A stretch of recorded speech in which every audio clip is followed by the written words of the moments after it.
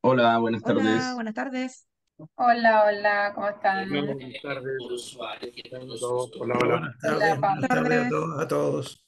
Hola, Hola, buenas Hola. tardes. Buenas. Hola, buenas buenas, tardes. buenas. Buenas tardes a Hola, todos. hola, hola. Muy buenas Aloha. tardes. Hola, buenas Hola, tardes. ¿cómo están?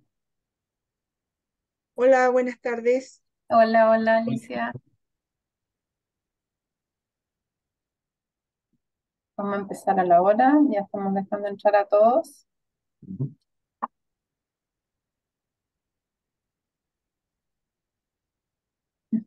Hola, hola.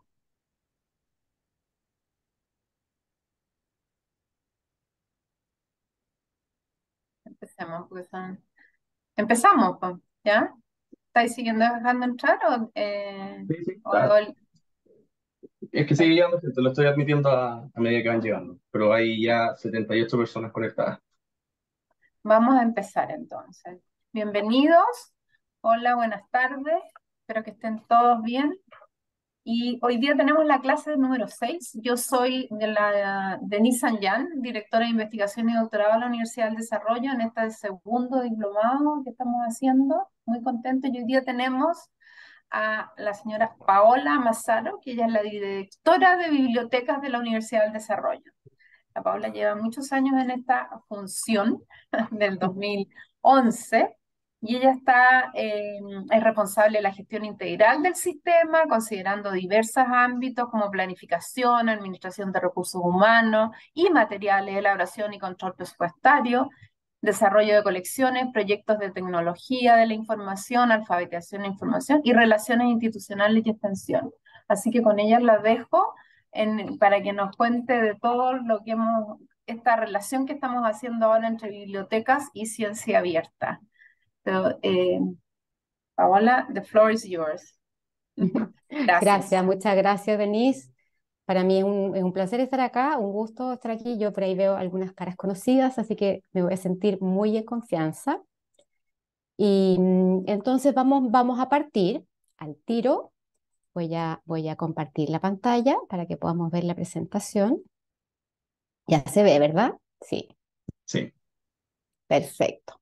Y entonces, claro, vamos a comenzar esta clase número 6 del diplomado con un tema súper interesante para todos nosotros, que es la relación que hay entre las bibliotecas y todo lo que es ciencia abierta, acceso abierto, y cómo estamos contribuyendo y cómo estamos hace mucho tiempo trabajando, a veces sin darnos cuenta en esto. Em, Les voy a contar que, bueno, primero vamos a hacer una pequeña introducción, que es esto que estamos haciendo. Después vamos a tener una primera parte un poquito más teórica, pensando en tener información objetiva y no solo basada en nuestras percepciones personales, en nuestra experiencia personal o lo que vemos en nuestros entornos más cercanos respecto de cuánto las bibliotecas estamos colaborando, participando, contribuyendo al tema de la ciencia abierta. Vamos a hablar, por supuesto, de acceso abierto, de ciencia abierta.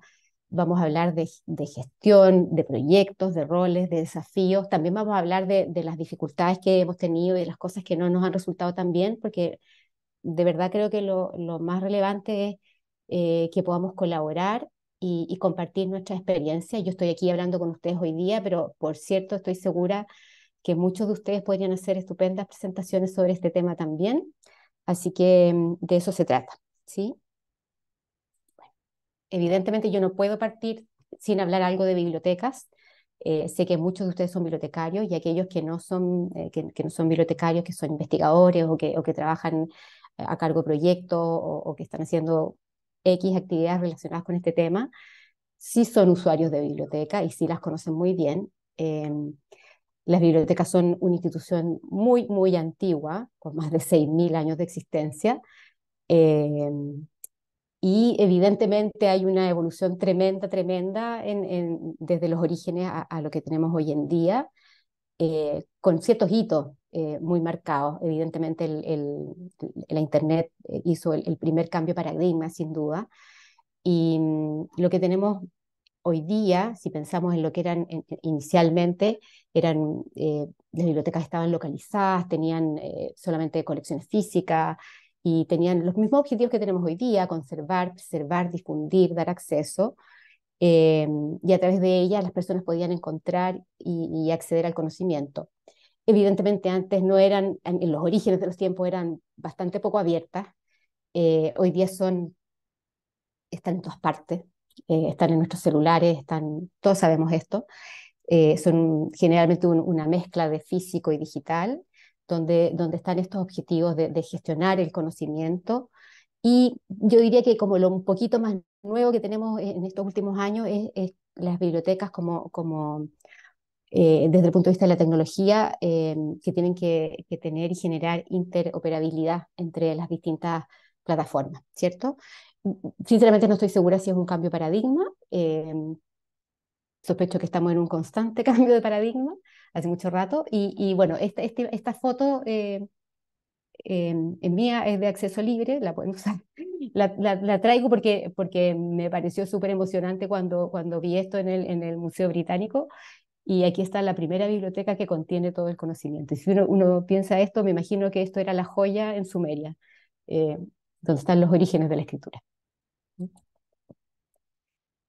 Por cierto, tenemos que hablar de acceso abierto. El acceso abierto es un concepto que está súper relacionado con las bibliotecas. Yo diría que está en la esencia de las bibliotecas, si bien al principio no necesariamente eran tan abiertas, y hoy día hay distintos tipos de bibliotecas, unas más abiertas que otras. Sí es un concepto que existe hace mucho rato. No es mi idea que aprendamos una definición, ni mucho menos, sí identificar elementos comunes. Y esos elementos comunes son el acceso gratuito a la información, idealmente sin restricciones de ningún tipo, excepto probablemente las legales. Sí tenemos que tener un marco legal que nos guíe en esto. Eh, que sea sin costo idealmente y que obviamente haga reconocimiento de las autorías. Eh, y en ese sentido lo que estamos haciendo en las bibliotecas, por ejemplo, repositorios institucionales, como aparece ahí, o gestión de datos, o todo el apoyo y la asesoría que damos, son los elementos del acceso abierto fundamentales. Eh,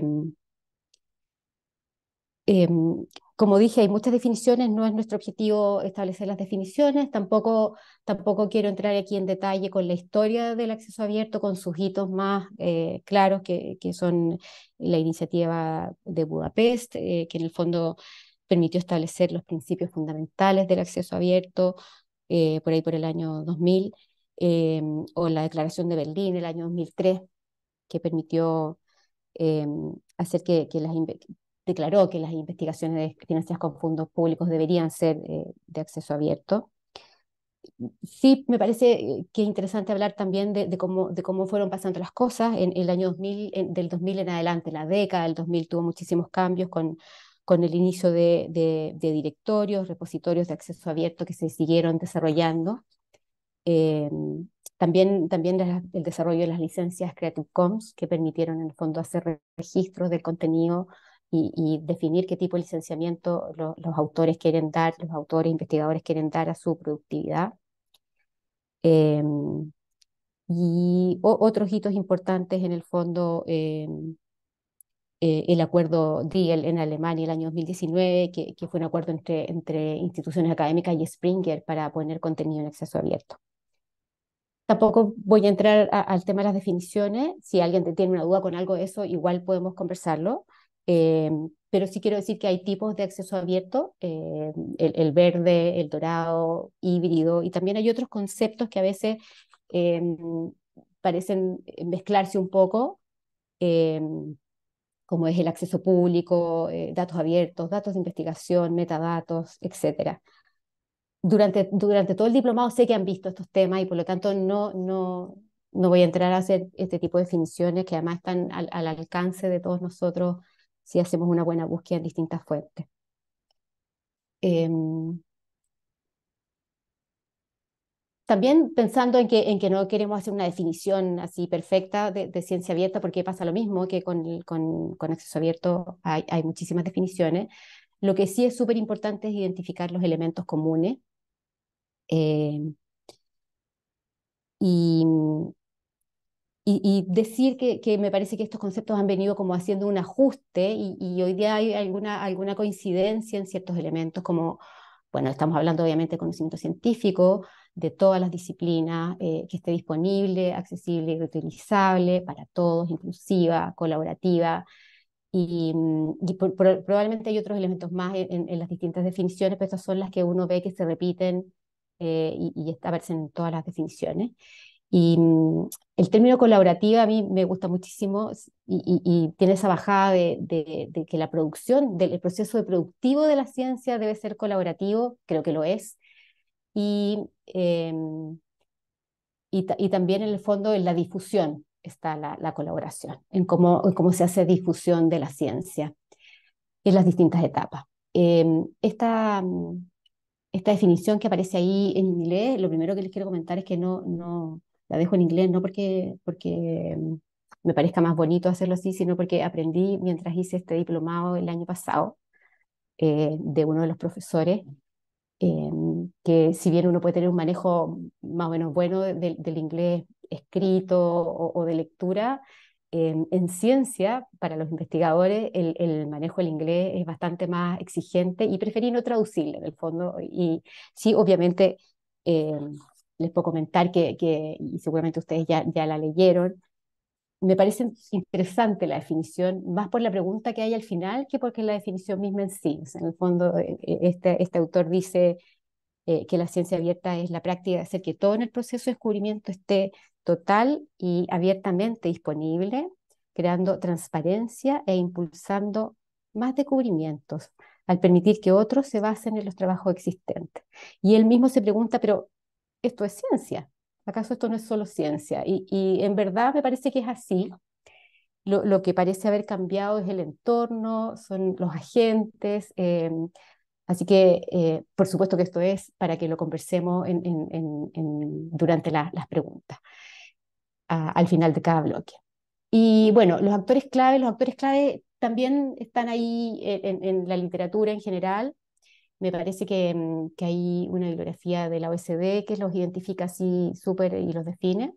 Evidentemente los investigadores, los gobiernos, las universidades, las bibliotecas, agencias financiadoras, editores científicos y también la industria, sobre todo si también pensamos en la innovación. Cuando la ciencia quiere convertirse en innovación, la industria, la empresa, el negocio se convierte en un actor relevante.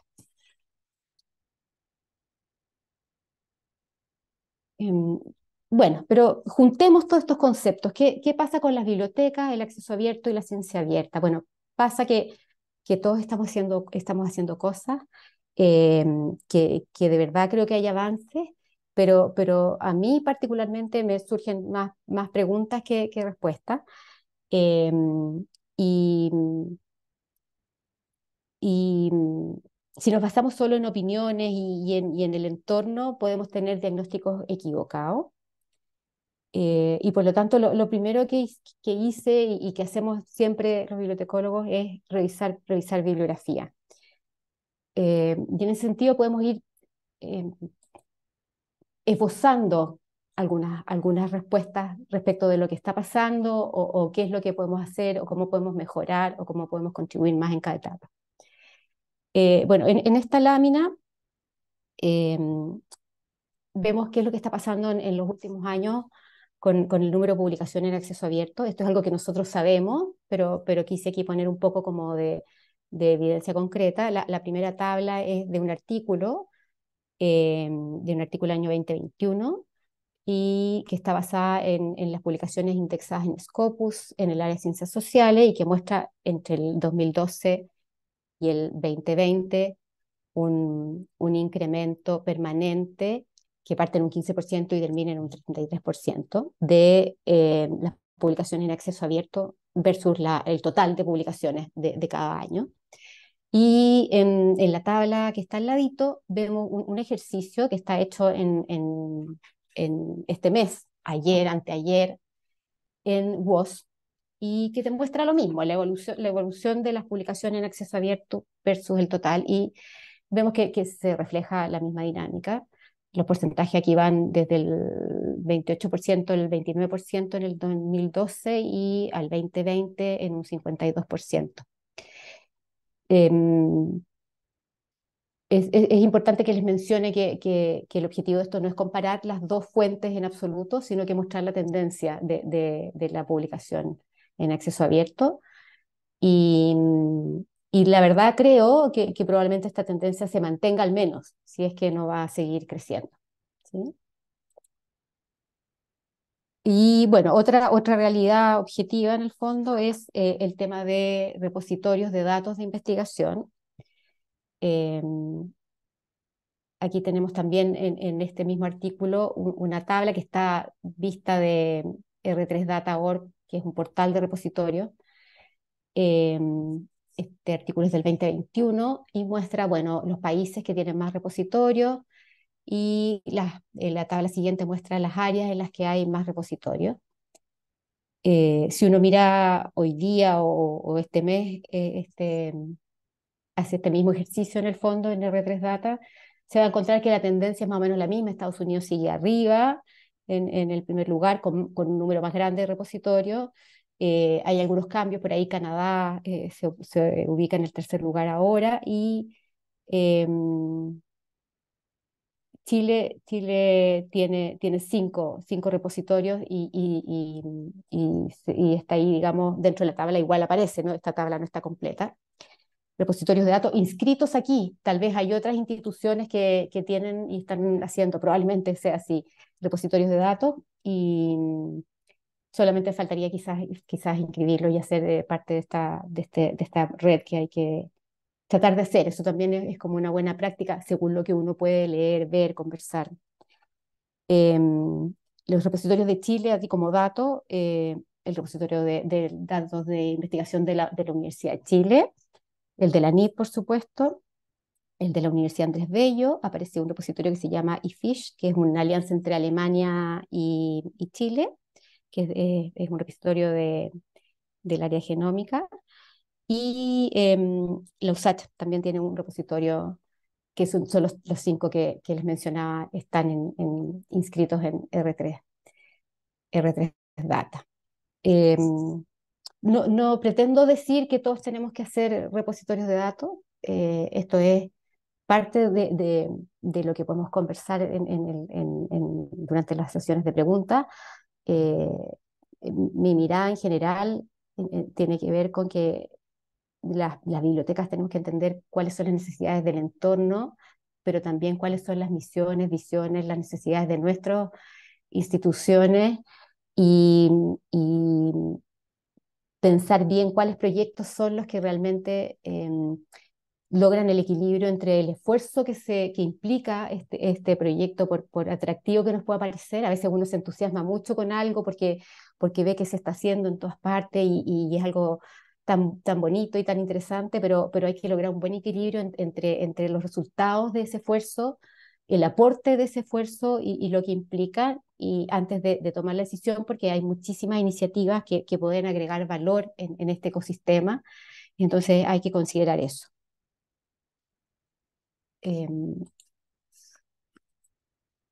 Bueno, y como tercera mirada, así, también basándonos en la bibliografía, tenemos que el número de publicaciones sobre bibliotecas y ciencia abierta ha crecido enormemente. El gráfico con los puntitos está sacado también de un artículo, y hay un crecimiento ahí que está triplicando la cantidad inicial del año 2000, o sea, perdón, del año 2012 al 2021. Y en el gráfico de barras vemos una tendencia similar en cuanto a los artículos que tocan el tema de ciencia abierta y bibliotecas, bibliotecología, bibliotecarios, etc. Hasta aquí, evidentemente no hemos hecho ninguna no implica, es que esto es una realidad, algo que está pasando, no implica que nosotros como bibliotecas estemos haciendo, sea el resultado de lo que hacemos nosotros. Es solamente evidencia de que es una tendencia y que es algo que probablemente va a continuar y que tenemos que seguir trabajando en este tema y seguir aportando. Entonces, uno dice, bueno, pero ¿cómo podemos entonces establecer el diagnóstico de lo que realmente estamos haciendo desde las bibliotecas en ciencia abierta? Y ahí, como les contaba, de entre todas las cosas que revisamos como equipo aquí en la biblioteca para preparar esta presentación, y bueno, durante todos estos años, porque estos temas no son nuevos, pero sí ahora nos encontramos un artículo súper interesante y que, bueno, que está citado ya abajito, que es un artículo muy nuevo, además, es del año 2023, que habla precisamente del grado de involucramiento de las bibliotecas en la ciencia abierta. Y lo que tiene interesante es que es una revisión sistematizada, es decir, hace un análisis con lo publicado sobre el tema, pero además es una metasíntesis, que es una metodología que extrae y sintetiza datos, conceptos de la literatura relacionada con la participación de los bibliotecarios, de las bibliotecas en la ciencia abierta. Y es un método de investigación que busca, evalúa, sintetiza y interpreta críticamente estas investigaciones.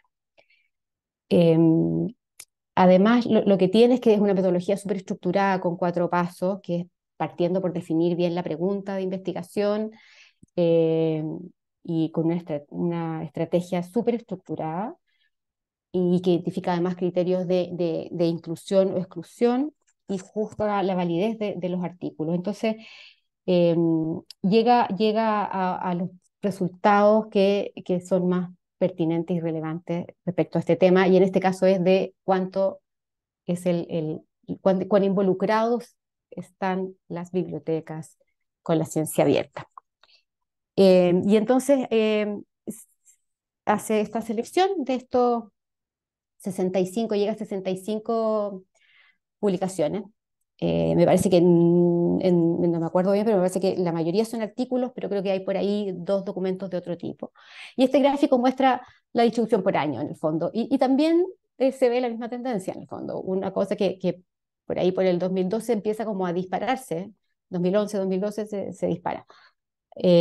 Bueno, en base a esto podemos seguir intentando establecer alguna relación que no es de causalidad, y eso quiero ser súper clara en el fondo, es una relación de participación, de lo que se declara en esta selección de artículos que se está haciendo desde las bibliotecas respecto de la ciencia abierta, ¿sí?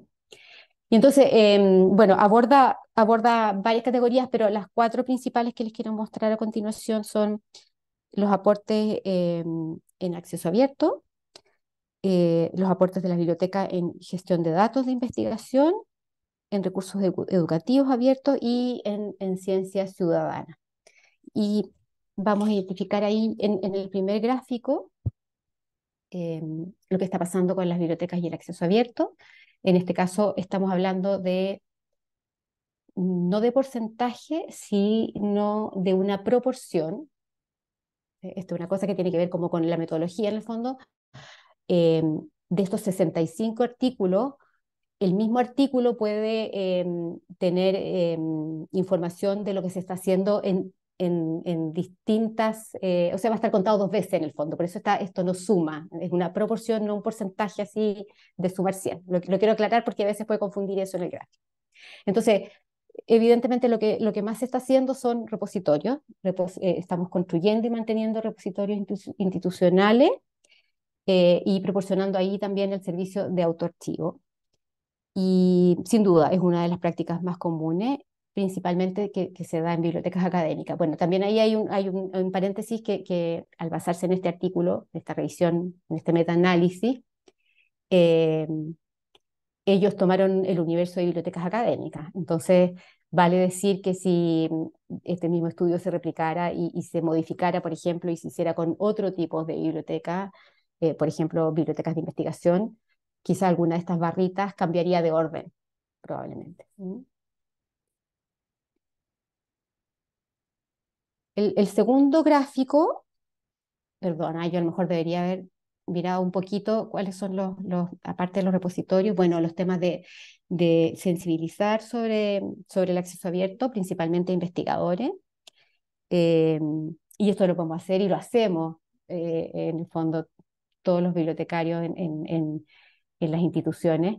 Cuando vamos a talleres, hacemos alguna inducción sobre los sistemas, mostramos los repositorios, empezamos a sensibilizar sobre la importancia del acceso abierto.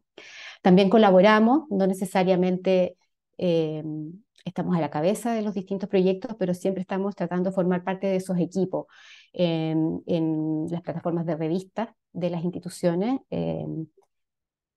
Damos soporte con los recursos, interpretamos políticas, apoyamos la interpretación y la generación de políticas.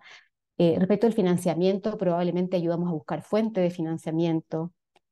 Sin duda, por ejemplo, si hablamos de biblioteca histórica, la digitalización de colecciones sería una barra con un aporte muchísimo más grande en este gráfico, si lo modificáramos este universo de, del estudio.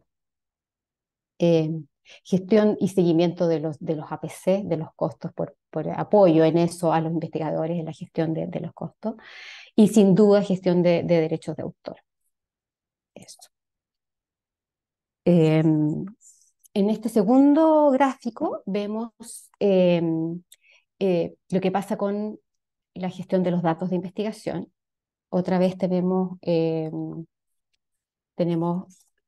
desde lo que más aparece en estas publicaciones, y vemos que lo primero es eh, recomendar dónde eh, archivar o desarrollar repositorios de datos de investigación. Y lo que he visto que está pasando en Chile es que estamos en ese momento un poco, estamos un poco en ese punto, como que están empezando a haber instituciones que algunas ya se arriesgaron y se embarcaron en estos proyectos, y hay instituciones que tienen proyectos muy bonitos en ese sentido.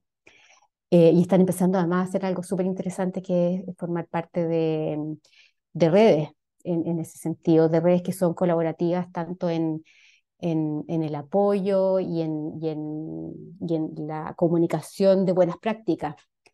Eh, y bueno, hay una serie de instancias que se están haciendo y de cosas que están haciendo, desde construir o comentar dónde se puede hacer, también hacer planes de gestión de datos de investigación, apoyar con formatos, con búsqueda de plantillas, buscando también proveedores de fuentes externas. Eh, en fin, hay una gran cantidad de cosas que se hacen, que se mezclan un poco con lo que se hace en otras, dentro de las otras actividades que hacen las bibliotecas. Generalmente todos estos apoyos están súper vinculados con las actividades de formación. Cuando hacemos actividades de formación de usuarios, todas estas buenas prácticas y estas recomendaciones empiezan a aparecer, ¿cierto? A veces lo que nos falta es organizar y estructurar esto para hacerlo más visible y más como servicio, más visible como un servicio, ¿sí? De pronto hay cosas que se hacen desde hace mucho tiempo, y no las hemos visualizado como un aporte a la ciencia abierta, y no lo hacemos explícito. ¿Sí?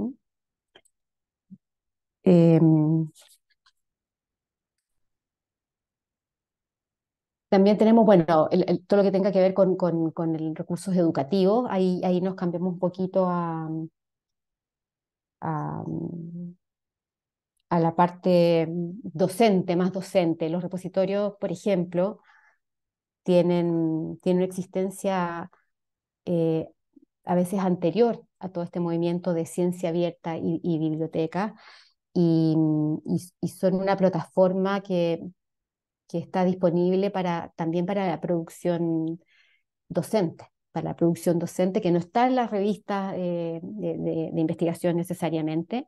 Y ahí, bueno, y las tesis, ni hablar de la parte de las tesis, pero todo el área de formación docente produce cualquier cantidad de información y de material súper valioso que no tiene cabida en otro lugar. Y ahí hay algo súper interesante de ver, porque em, muchas veces uno se sorprende con la visibilidad que obtiene un tipo de publicación que uno no pensaría que no va a ser así.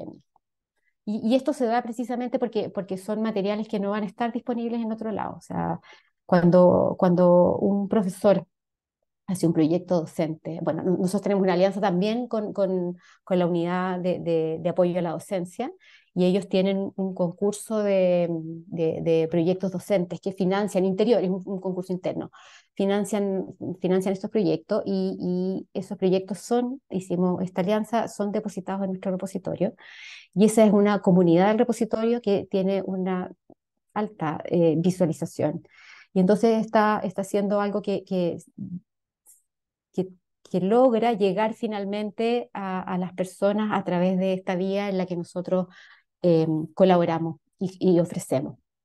Entonces, bueno, las cosas que se pueden hacer como bibliotecas para apoyar en esta área de recursos educativos abiertos es brindar capacitación para mejorar las habilidades de búsqueda digital y para que estos recursos sean reutilizados, promover y facilitar el descubrimiento de materiales, proporcionar financiación para proyectos de recursos de educación. Y aquí una vez más vuelvo a mencionar que probablemente la mayoría de las bibliotecas lo que hacemos es apoyar la búsqueda de fuentes de financiamiento.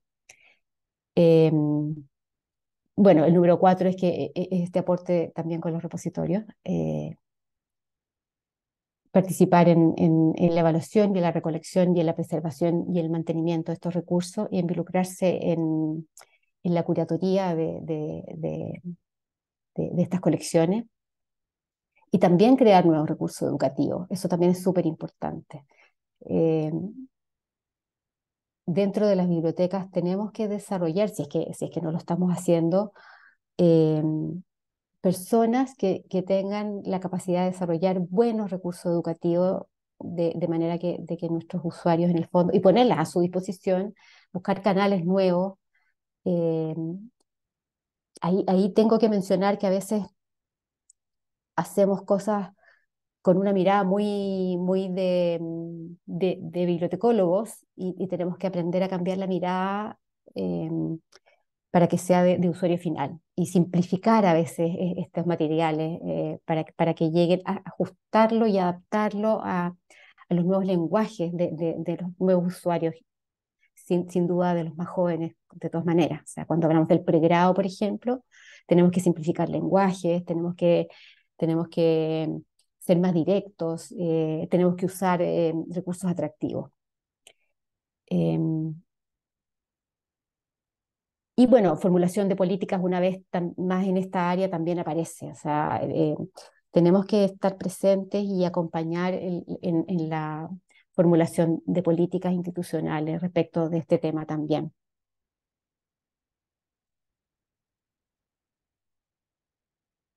Y bueno, finalmente cuando hablamos ya de ciencia ciudadana, probablemente en otro tipo de bibliotecas, no en las académicas, sino que en las bibliotecas que tienen el contacto directo, las públicas, las que son abiertas, las bibliotecas nacionales han avanzado muchísimo en esto, sin duda lo han hecho siempre. Eh, y claro, cuando uno lee desarrollar habilidades para participar en proyectos de ciencia ciudadana, como que de repente se asusta, pero en la práctica también son cosas que hacemos, que están ahí, que hay que mirarlas, repensarlas, deconstruirlas y volver a ofrecerlas. Crear colecciones, protocolos, formularios de datos y materiales educativos. Ofrecer infraestructura dentro de lo posible para la ciencia ciudadana. Los espacios de las bibliotecas son infraestructuras súper eh, agradecidas por la comunidad. O sea, eh, muchas veces estoy segura que a todos nos pasa como usuarios o como bibliotecólogos, que alguien te dice, oye, me vine a trabajar acá porque pude hacer una reunión súper buena aquí, porque me junté con alguien de otra área. Entonces, los espacios para la ciencia ciudadana también tienen que estar, con todas las dificultades que podamos tener. Por ejemplo, nosotros desde la biblioteca tenemos una demanda tremenda por puestos de estudio del pregrado, es decir, los alumnos de pregrado están aquí llenando permanentemente nuestros espacios, pero de pronto en el verano podemos tener la posibilidad de hacer algo que tenga que ver con ciencia ciudadana o con la facilitación de estos espacios a otras comunidades, a otros grupos de usuarios. Entonces a veces hay que dar una vuelta y pensar cómo podemos sacar mejor partido también de nuestros espacios. Eh, bueno, todo lo que tenga que ver con difusión y marketing y la comunicación de los nuevos hallazgos a la comunidad. Lo que tiene que ver con evaluación también es súper importante. Hay competencias en las bibliotecas y en las personas que trabajan en las bibliotecas para hacer evaluación de la ciencia que está llegando a las personas. Ahí hay un tema también de métricas, de métricas de todo tipo, de cienciometría, de métricas alternativas que tenemos que seguir aprendiendo y seguir incorporando en nuestro quehacer.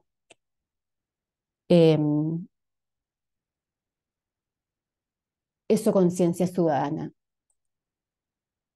Y vamos a conversar también, como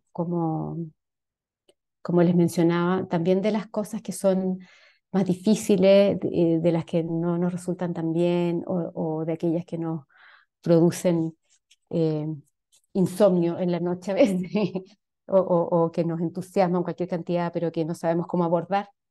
Y en el fondo es porque hay grandes desafíos en esto, hay grandes desafíos y podemos considerar que esos desafíos están dados en dos grandes áreas. Algunos son internos, son de nuestros propios sistemas de bibliotecas, y otros, por cierto, son de nuestro entorno próximo institucional o más externo todavía. Eh, y yo estoy segura que les va a hacer sentido, porque todos lo hemos vivido. Escasez de recursos humanos, y ahí hay que hacer siempre la autocrítica personal, no la estoy haciendo a mi equipo, por favor, de cuánto aprendemos y nos mantenemos actualizados, o a veces también decir, si estás a cargo de una institución, decir, eh, necesito mejorar y encontrar eh, profesionales capacitados para enfrentar este nuevo desafío, porque en realidad no lo estoy haciendo tan bien aquí. Nuestro sistema está teniendo aquí un problema que si no abordamos pronto o esperamos a que alguien nos venga a exigir que lo abordemos, vamos a estar en problemas. Es mejor que tratemos de prevenir, de ver qué es lo que está pasando, de saber para dónde vamos antes de que se produzca la evidencia de que ya está aquí esta situación, y no la hemos abordado con tiempo. Los temas de tecnología, los temas informáticos, los temas de, de, de, de comprender cómo nos comunicamos bien con las unidades de informática de nuestras universidades, que son a veces súper capaces, estupendas, pero están absolutamente sobrevendidas. Perdón que el término poco ortodoxo, pero me refiero es que la tecnología lo abarca todo, entonces no hay proyecto institucional que no pase por las unidades de informática, y si nosotros no nos acercamos a ellos, no los encantamos con nuestro proyecto, o no los tenemos súper presentes desde el día uno, o no los cateteamos amablemente, no lo vamos a lograr. Y bueno, a- al, al, los, todos estos proyectos de repositorio, de ciencia, no se resuelven tampoco solo con informáticos, o sea, es una cosa que hay que em, articular, y eso requiere harto trabajo. Presupuesto inadecuado, bueno, esa es la ley de la ley de la vida, o sea, en el fondo los recursos no crecen como crecen las plantitas, así que uno tiene que ser capaz de convencer y de hacer una serie de cosas para superar esto. Los recursos son siempre limitados. Y bueno, está asociado a eso, la falta de infraestructura puede estar asociada a eso también. Eso desde el punto de vista interno. Desde el punto de vista del ambiente más externo,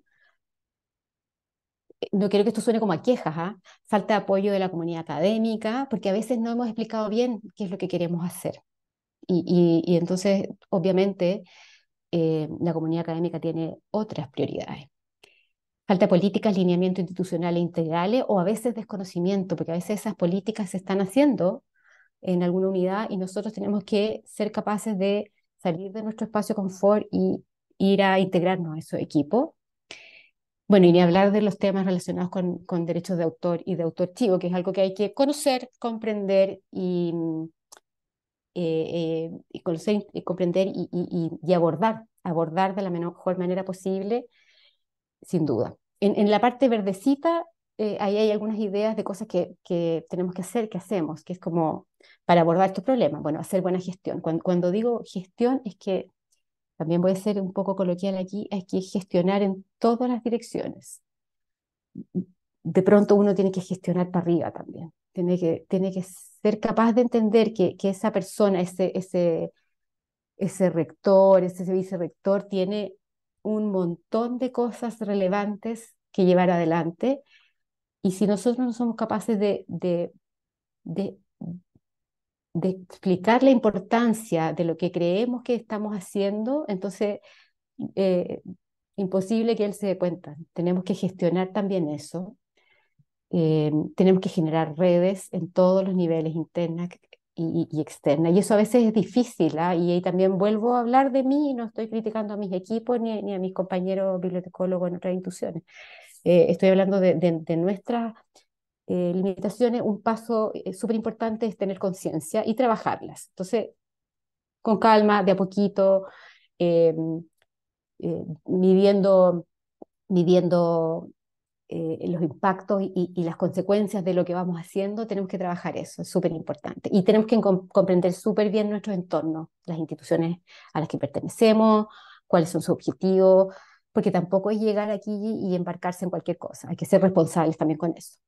Hay que ser empático. Eso, particularmente la empatía la ponía por lo que les decía al principio de la comprensión de la comunidad académica, de la importancia de los proyectos de ciencia abierta, oiga, y deposite aquí, traiga y ponga en el repositorio su artículo. Bueno, ellos no tienen por qué saber que esto tiene un impacto positivo en la institución, o no todos al menos tienen por qué saber, y además están con un montón de obligaciones de su trabajo y claramente sus prioridades pueden ser otras y tienen todo el derecho de que así sea. Entonces tenemos que empatizar con su situación y agregar valor en nuestros proyectos, plataformas, para que resulte atractivo para ellos, para que tenga sentido para ellos trabajar en esto de la ciencia abierta y empujar este carro.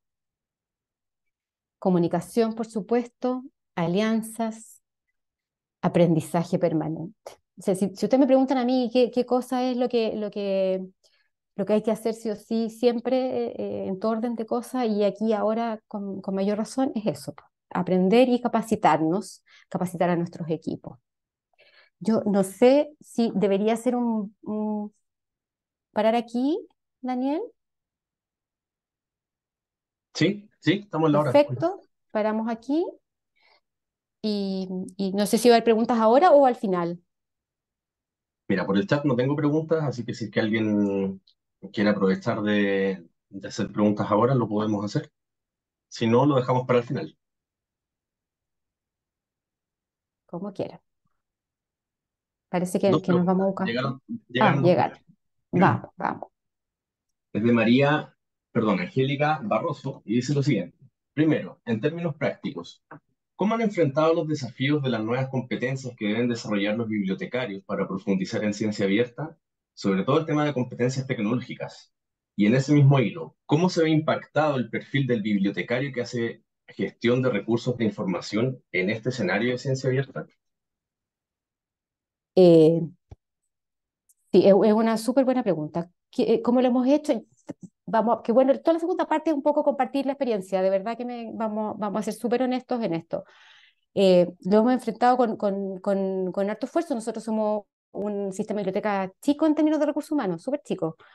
Y si bien tenemos una cultura como de adaptarse y sobrevivir, efectivamente esto nos ha exigido. Entonces, lo hemos enfrentado apoyándonos mucho en otras unidades institucionales, tanto para aprender como para para que nos apoyen en el financiamiento o que nos apoyen en conseguir financiamiento.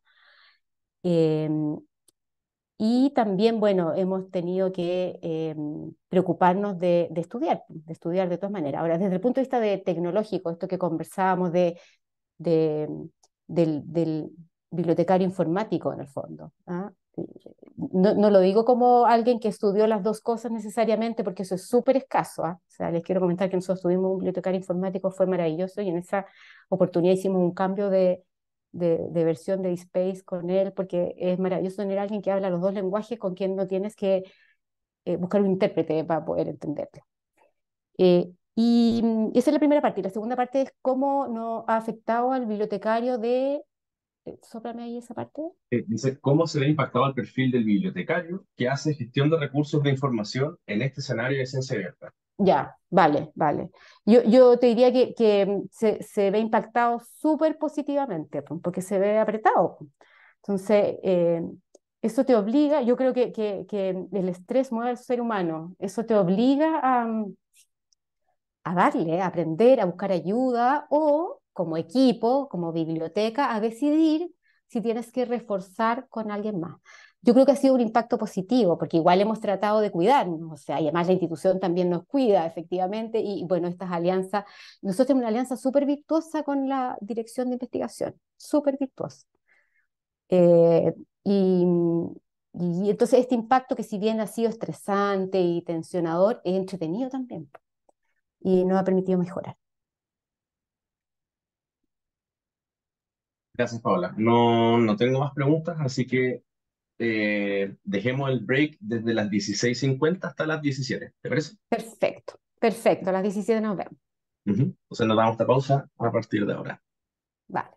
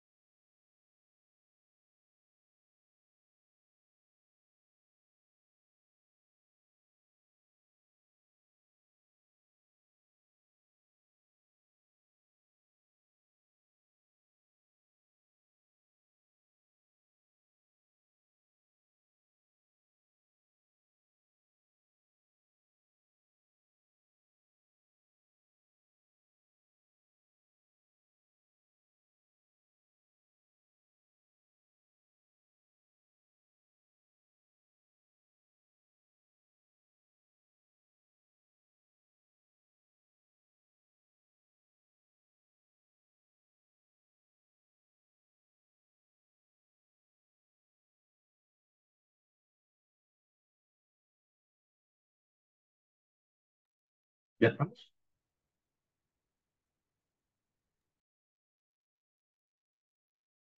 Perfecto. ¿Seguimos entonces? Vamos, Ya, perfecto. vamos entonces. Bueno, y entonces ya vimos antes del receso, vimos las principales dificultades.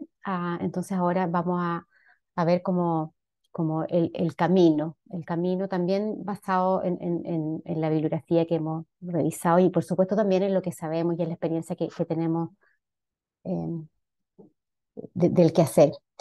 Y hay un documento cortito muy interesante que les voy a compartir en el curso, que, mm, que, mm, que es un mapa, una guía de un consorcio de bibliotecas europeas de investigación. Sí, son bibliotecas de investigación que explican súper bien qué es lo que tenemos que hacer y cómo lo podemos hacer y participar en todo el proceso de la ciencia abierta.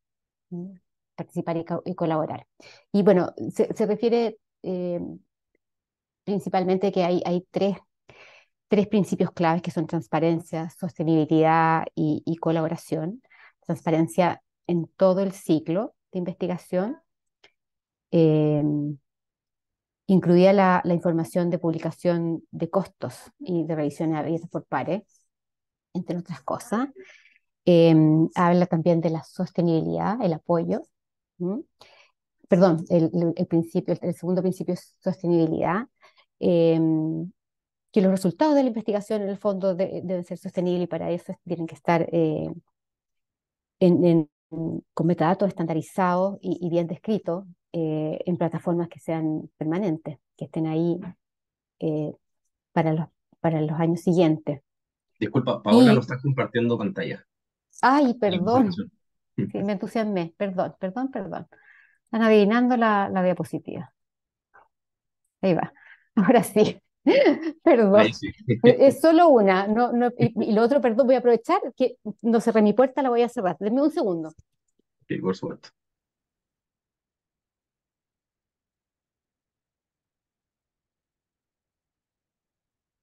Ya, ahí sí. Parto de nuevo, entonces.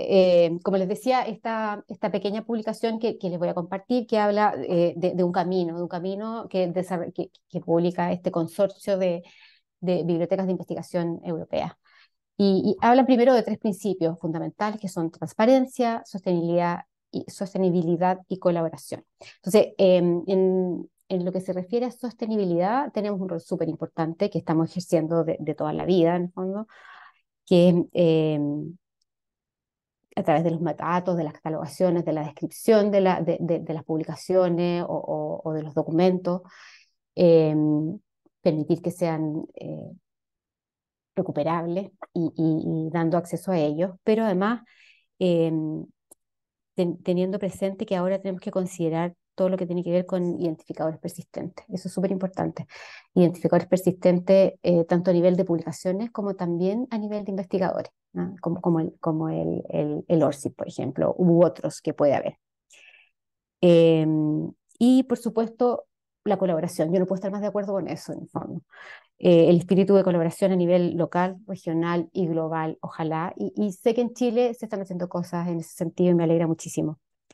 Eso es algo que está profundamente arraigado en el quehacer de las bibliotecas. O sea, el concepto de redes, no informáticas, sino que las redes de verdad, en fin, de las conexiones y los contactos entre las personas y la colaboración local, regional e internacional ha existido siempre en los sistemas de biblioteca, porque las bibliotecas tienen una naturaleza no competitiva finalmente, aunque a veces la industria en la que podamos estar insertos eh, o la academia institucionalmente puede ser a veces un poquito más competitiva, finalmente las bibliotecas siempre hemos estado como posicionadas desde una mirada de colaboración. Y eso es muy importante. Entonces, bueno, ese dibujito que está ahí, que explica estos pasos que son como la ruta de participar desde la biblioteca en la ciencia abierta, desde la planificación, desarrollando planes de gestión de documentos y de datos, eh, aplicando los principios FAIR, de que sean encontrables, accesibles, interoperables y reusables. Eh, Ayudando a los investigadores a gestionar sus identificadores personales, como les decía, persistentes.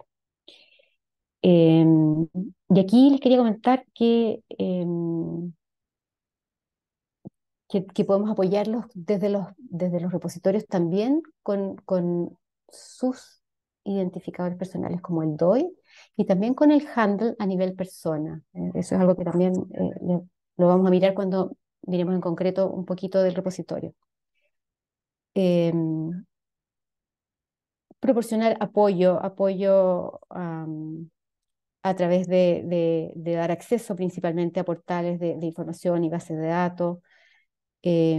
Tratar de que la biblioteca sea una especie como de ventanilla única, que les facilite la vida, donde encuentren todo. Es un objetivo que en general yo creo que igual se cumple en las instituciones.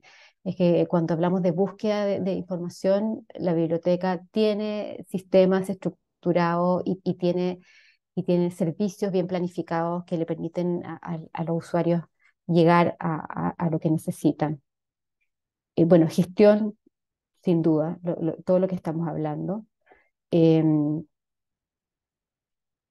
Una vez más, aquí también hablan ellos de que las investigaciones estén disponibles y que estas plataformas sean interoperables.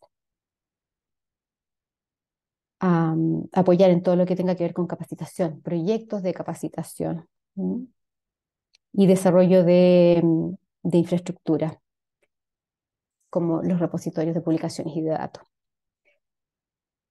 La publicación, bueno, es súper evidente cuando un sistema de biblioteca implementa un repositorio, está cumpliendo un rol de publicador inmediatamente, con todo lo que ello implica. Y evaluar, también creo que lo conversamos un segundito antes, el punto de evaluación es, aquí recomiendan atreverse a participar en proyectos pilotos de, de, para aprender sobre las nuevas métricas, por ejemplo. Ese es un punto súper relevante, el tema de la medición y de la evaluación de la ciencia. Es algo en lo que sí hay un rol y un papel, porque las métricas están hace varios años ya siendo como de una segunda generación. O sea, todo lo que tiene que ver con métricas alternativas en combinación con las métricas tradicionales es algo que tenemos que tratar de integrar en nuestras plataformas. Y bueno, el principio de reutilización es evidente, es un principio de la ciencia básico y también tenemos que participar ahí. Y aquí hay un punto de licencias, por ejemplo, apoyar en todo lo que tenga que ver con licenciamiento. O sea, nosotros tenemos que tratar de fomentar que los investigadores, dentro de lo posible, porque cuando publican con un editor que le exige exclusividad, no hay nada mucho que ellos puedan hacer, en el fondo que no les permite el acceso abierto a su artículo, pero en la medida de lo posible, cuando el artículo lo permite o el documento que están generando lo permite, que hagan un licenciamiento de acceso abierto y que permita la reutilización de ese conocimiento. Entonces, hay muchas tareas, hay muchas instancias en las que tenemos que seguir participando y generando mecanismos de participación. Y esto nos sirve efectivamente como una estructura para saber dónde podemos mejorar o dónde tenemos que afinar ciertas cosas. O donde tenemos, por ejemplo, que mejorar nuestro capital humano, que tiene que ver con la pregunta que hicieron antes del receso. Entonces, nuevas tareas, nuevos trabajos, nuevos roles. Yo, sinceramente, esta pregunta es como un sí, pero no. Así como que, claro, estamos haciendo infinidad de cosas diferentes y nuevas, pero son desde mi punto de vista, y ojalá lo conversemos después y me den el suyo, porque a mí me interesa que esto sea ganar-ganar. O sea, yo de verdad que creo que aquí hay un montón de gente que puede opinar cosas súper interesantes.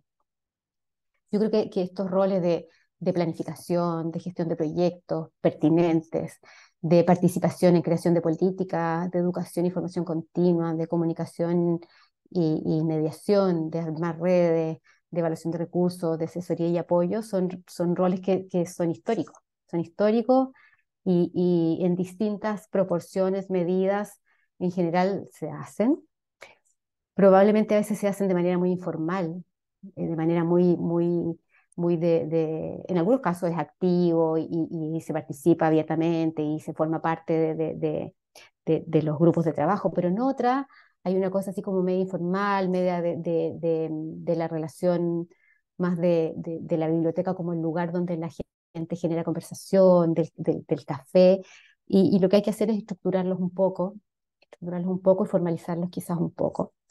Eh, lo que sí ha cambiado muchísimo, muchísimo, los contextos, las dinámicas y los plazos. O sea, eh, lo que antes podíamos hacer con mucha calma, teniendo todas las etapas para llevar adelante un buen proyecto, que es como pensar bien, revisar qué está pasando aquí, qué hacen los demás, tomarnos nuestro tiempo, filosofar, y después tratar de después diseñar, escribir, presentar, etcétera, todas las etapas eh, cada vez hay menos plazo, cada vez hay menos tiempo. Entonces tenemos que desarrollar capacidad, intuición, y suena repetitivo,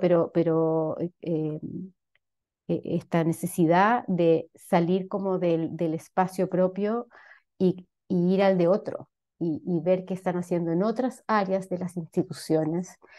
eh, Esta alianza, como les mencionaba, con la dirección de investigación o con la dirección docente o con las unidades de tecnología. Por ejemplo, hay distintos modelos. Por ejemplo, en algunas universidades dentro de la biblioteca eh, se gestiona todo lo que tiene que ver con apoyo docente, o dentro de la biblioteca se, se gestiona todo lo que tiene que ver con laboratorio, tecnología e innovación, por ejemplo. En nuestra institución esas unidades eh, eh, no están dentro de la biblioteca, y lo que hacemos es generar alianzas, colaborar y ver en qué proyectos podemos ganar eh, todos y primero que todo nuestros usuarios finales.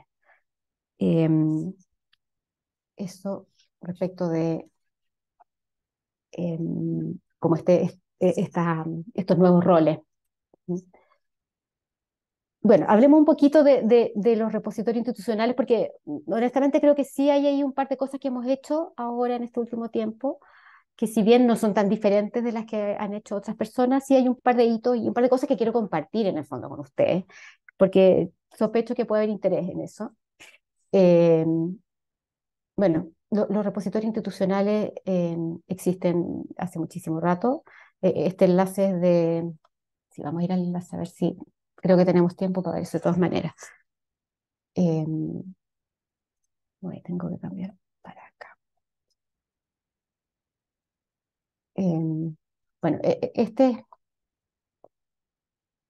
el portal de repositorios institucionales, es un directorio en realidad, un directorio de repositorios institucionales, y si uno mira un poquito las estadísticas, eh, es evidente que los repositorios se están desarrollando hace mucho rato, están ahí y han continuado además, ¿no? No me acuerdo, por aquí está Chile en alguna parte, la verdad es que no me acuerdo.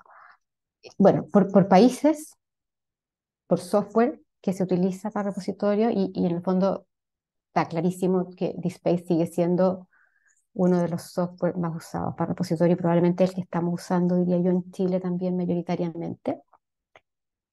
Yo no me acuerdo, yo sé que miré hace muchísimo tiempo esto mismo y no me acuerdo bien si DSpace era más grande o más chico, ¿eh? Creo que era muy similar. Tipos de contenido, sigue siendo los artículos de revista lo más depositado en los repositorios, siguen teniendo más artículos de revista, las tesis. sin duda, los capítulos del libro, las conferencias, los working papers, eh, otros tipos especiales, objetos de aprendizaje. Esto sí me parece que ha crecido en el último tiempo, antes era bastante más chiquitito. Referencias, algo de datasets en repositorio. Eso también es algo que se hace probablemente en la práctica, pero por supuesto cuando hablamos de pesos importantes de datos, finalmente no es viable considerarlo en los repositorios solamente, o es complejo de hacer. Patentes, software, otros. Y alias. Y este último, eh, claro, me gusta porque muestra otra vez la tendencia de esto para que tengamos certeza objetiva de que esto es algo que no es una moda, sino que es una cosa que es permanente y está en permanente crecimiento. O sea, entre el 2005 al 2023 es un crecimiento explosivo. Así como un marco de lo que está pasando con los repositorios institucionales. Estos sitios, por supuesto, son públicos y uno puede mirar con más detención algunas otras cosas. Si les cuento un poquito del repositorio de la UDB, nosotros empezamos con este proyecto hace muchísimo, muchísimo tiempo y una de las buenas prácticas que recomienda la literatura es reconocer siempre los méritos de otros y también los de uno, en el fondo. Entonces, voy a partir reconociendo los méritos de otro porque el, yo creo que el 2004, en una presentación de la entonces directora del Sistema de Bibliotecas de la Universidad de Chile, Isabel Maturana, ella presentó su portal de tesis, que era en ese tiempo Cibertesis, que todavía existe su portal de tesis igual, pero era en una plataforma distinta, no me acuerdo muy bien cuál era algo francés. Y en el fondo creo que fue la primera vez que yo escuché hablar de los XML y los enlaces y la interoperabilidad y la cosa. Y de verdad quedé encantada. Y además de, de, de, de haber avanzado ellos ya en ese tiempo con esto, yo diría que bien en Chile, bien, fueron como de los primeros, siempre fueron súper generosos con sus conocimientos y nos invitaron o estuvieron siempre dispuestos a conversar de lo que estaban haciendo y a compartir. Me acuerdo de haber ido a un taller en la Chile de cibertesis, súper interesante, era un sistema complejo de marcado de las tesis, era súper bonito, pero requería cualquier cantidad de tiempo. Bueno, las cosas fueron cambiando, nosotros no hicimos el repositorio de tesis en ese sistema, porque rápidamente también el mundo fue migrando a otras plataformas. Nosotros alcanzamos a hacer un repositorio de tesis intranet en un sistema que desarrolla la UNESCO que se llama ISIS, WinISIS, entonces para los más antiguos, en su ISIS web en ese tiempo. Y claro, resistía que tú pusieras las tesis, dependiendo de tus servidores y todo lo demás, permitía hacer una interfaz web súper buena y además tenía la ventaja que esto es una base de datos bibliográfica súper buena. Estoy hablando del 2004 por ahí. Pero claramente no era una plataforma que permitiese consultas, un volumen de consultas grande. Así que rápidamente nos cambiamos al primer DSpace que pusimos el año 2000, no me acuerdo, 2015, por ahí. Pusimos un primer DSpace y en 2017 empezamos a planificar el proyecto o sea, ya funcionaba con las tesis en ese tiempo, y ya en 2017 empezamos a pensar en que había que tener artículos científicos y empezamos a tener las primerísimas conversaciones en ese tiempo con investigación. Cometimos algunos errores, sin duda. Por ejemplo, pusimos en más de una oportunidad artículos que eran cerrados, los pusimos con un resumen. O sea, en vez de subir el archivo con el objeto digital, como era algo que no era legal y lo teníamos súper claro, consideramos que a lo mejor podíamos subir el artículo con un resumen. Después uno no se da cuenta que en el fondo no tiene ni un sentido, no es una buena práctica y limpiamos eso y fuimos completando con los artículos en texto completo, la versión del autor o lo que fuese posible, y si no era posible nada, en realidad lo sacamos. Y este diseño que ven acá es el diseño que presentamos inicialmente. Y si se fijan, es súper lineal. Si yo hiciera este dibujo ahora, probablemente sería bastante más circular de retroalimentación, ¿no? Porque claro, hicimos un diseño y empezamos la producción, la catalogación de metadatos, hicimos control, hicimos ajuste, hicimos difusión. Pero ahí no se acabó la historia, ahí empezó. Ahí empezó la historia. O sea, esto que dice acá, que tiene que haber sido ese mismo año en el fondo, es el comienzo de la historia. Eh, pero ya en ese tiempo, porque esto lo saqué de la presentación que hicimos en ese tiempo, ya en ese tiempo habíamos elegido esta plataforma DSpace, consideramos que la biblioteca tenía un rol de administrador del sistema y facilitador de las tareas de depósito, y vimos todas las unidades académicas, entiéndase facultades y otras unidades, como, como los productores de contenido, en el fondo. Como los editores. Y hicimos un procedimiento de autorización de artículo en texto completo eh, por parte de los autores de la comunidad de investigación. Eh, y el 2019, como que retomamos con fuerza este trabajo otra vez, hicimos eh, otras reuniones, volvimos a juntarnos y empezamos y seguimos con este camino de alianza. ¿No? Y el repositorio, como les comenté antes, bueno, es institucional, refleja eh, la estructura de la universidad en términos de facultades y unidades, que son las que generan el contenido. Y por lo tanto, aparte de los contenidos de investigación, tiene los contenidos académicos o otra producción, incluso artística, institucional. Entonces, se compone principalmente de tesis, hay muchísimas tesis y muchísimos artículos. Es decir, la comunidad de la dirección de investigación ha crecido cualquier cantidad. Eh, si se fijan, si uno mira cómo es por fechas de edición, tenemos que claramente el crecimiento desde el 2010 a la fecha bastante regular, de alguna manera. O sea, es algo que se viene haciendo en serio continuamente y hemos logrado tener un crecimiento que se mantiene en el tiempo. Tenemos lo que les mencionaba recién, si uno mira que tiene la metadata tiene su objeto digital correspondiente, casi todos. Todavía tenemos estos 63 que yo creo que los tenemos que revisar, pero este es un ejercicio de honestidad, así que tengo que mirar de qué se trata eso. Tenemos que mirar en equipo. Y aquí también quiero hacer un alcance. Publicación 228 personas, 47, ítem 3. Esto se debe a que aquí hicimos un cambio de versión a inicios de este año o fines del año pasado. Y nos cambiamos a la versión de Space más nueva, que tiene la posibilidad de integración con ORCID, para que eh, podamos traer la información de ORCID de los autores al momento de ingresar un documento. Y ese ha sido algo que consideramos súper valioso. Este proceso de cambio de versión igual fue súper estresante, ¿eh? Porque nosotros no tenemos un informático en nuestro equipo y como les mencionaba, los informáticos de la universidad están súper demandados, tienen la mejor de las voluntades, están súper demandados, pero tampoco son especialistas en este tipo de plataforma. El DSpace es una plataforma súper compleja desde el punto de vista informático.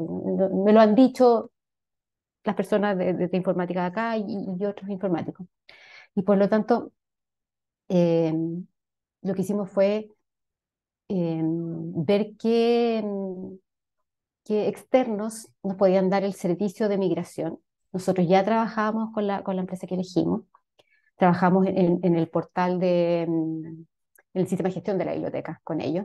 Nosotros como biblioteca tomamos un camino de sistemas de código abierto de la vida casi, ¿no? O sea, siempre no hemos tenido nunca un sistema de gestión de biblioteca caro, siempre hemos trabajado con código abierto, lo que no significa que no hay que invertir en él también, digamos, ¿no? Entonces, bueno, estos asesores también eran capaces de hacer este cambio de versión de DSpace con todas las dificultades que eso tenía, porque la verdad es que honestamente ellos no lo habían hecho. Nosotros fuimos los primeros con los que ellos hicieron este cambio de versión, y como el DSpace anterior a esta versión es súper diferente como por dentro, en el fondo es otra lógica de programa. No me preguntan cosas de informática, por favor, porque tendré que empezar a buscar la propuesta que nos hicieron. Pero me la pueden preguntar después, ni un problema. Eh, entonces fue bien estresante porque teníamos mucho que perder en el fondo, tener 7.000 documentos arriba y que la versión nueva no funcionara o fuera compleja o algo saliera mal, era un riesgo, pero bueno, eh, como, como, como universidad decimos que era bueno hacerlo, en el fondo, no es una decisión solo del sistema de biblioteca.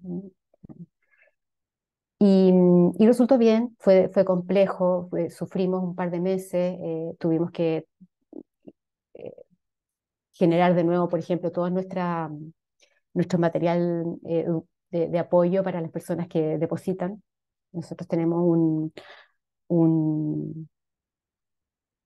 una diversidad de formas de depósito, desde el autoarchivo completo en alguna comunidad hasta pasando por un, por un autoarchivo como intermedio, donde una persona de la comunidad se hace responsable de subir los metadatos de tesis de su carrera y nosotros completamos la catalogación hasta un autoarchivo en el fondo. Es que recibimos el visto bueno y la aprobación formal, y esto lo hacemos ahora con los investigadores. No les pedimos a ellos que depositen, aunque es algo que algunos a lo mejor quieren hacerlo, esa opción está abierta. Si alguno quiere hacer autoarchivo, puede. Tuvimos que volver a hacer todos los manuales para las personas que hacían depósito, los de la biblioteca y los que no son de la biblioteca. Pero bien, y hay ventajas evidentes en este sistema. La interfaz es muchísimo más, para un usuario final, es muchísimo mejor sin duda. Hay una pérdida de un tipo de estadísticas desde el punto de vista de la administración interna. Eso es algo que sabíamos que iba a pasar. Esta nueva versión del repositorio tiene unas estadísticas que son mucho más enfocadas a medir por cada publicación o por cada eh, autor. O sea, es que pinchar esta publicación y tienes las métricas de esa publicación. Entonces, esas agregadas como del administrador del repositorio ya no están. Y eso lo sabíamos y fue una pérdida que hicimos. Ahora, las estadísticas agregadas del repositorio versión anterior eran malitas igual, así que da lo mismo. Ahí tenemos que medir por otro lado, por Google Analytics, por el uso de proxy, etc. Bueno, y lo que hay acá si estoy enredando con algo o alguien quiere preguntar, a mí no me complica que abran el micrófono, ¿no? Lo que hay acá, a este lado de la pantalla, es un ejemplo de, em, de que está la integración con ORCID. Cuando uno está depositando un nuevo documento, al momento de ingresar el autor, le aparece una lupita, uno la pincha y esa lupita te lleva a esta pantalla donde tú dices, ¿es un autor que ya agregué antes, que ya tengo creado, o es un nuevo autor? Y ahí te lo traes desde ORCID. Y entonces lo va a generar con un enlace persistente a ese autor. Y después uno lo que tiene que hacer esto queda maravilloso si uno está partiendo de cero. Si uno está partiendo de cero y no tiene una gran cantidad de publicación en el repositorio, queda todo perfecto. Queda vinculado ese autor, queda con su enlace, ni un problema. Pero todo lo anterior hay que relacionarlo. Entonces ahí lo que estamos haciendo ahora es definir que para el año 2023 vamos a trabajar en relacionar a estos investigadores con sus documentos de manera que queden su registro de autor ORCID dentro del repositorio con sus publicaciones relacionadas. Y este enlace persistente, él puede utilizarlo, bueno, y también queda con su ORCID como para utilizarlos como enlaces persistentes. ¿Qué otra cosa les quería comentar de aquí? Bueno, me gustaría hacer algunas conclusiones y y después dejar espacio para todas las preguntas que quieran hacer. Eh, bueno, de verdad a mí me parece que las bibliotecas están en el corazón de la ciencia, pero yo creo que creemos que han estado siempre en el corazón de la ciencia. Pero lo que pasa ahora es que hay distintos incumbentes que las desafían dentro de la complejidad de este sistema de producción y comunicación de la ciencia. Em, Hay un entorno con nuevas características en el fondo. Entonces, en el fondo, las bibliotecas estamos buscando nuestro lugar, acomodándonos a esta nueva realidad, pero sin duda hay muchas cosas que hacer ahí. Bueno, hemos sido siempre responsables de alguna manera del archivo de la ciencia, eh, y ahora esta forma de archivo de la ciencia está evidentemente en una mutación, en una transición, y tenemos que estar ahí. Tenemos que ser capaces de generar nuevos servicios y de apoyo a la investigación, de gestión de datos de investigación, eh, y asumir estos roles emergentes, entre otros muchos más. Tenemos que tener una actitud colaborativa, por cierto. Tenemos que empujar la apertura de las instituciones científicas a la sociedad, y tenemos que agregar valor más allá de un monopolio de la información.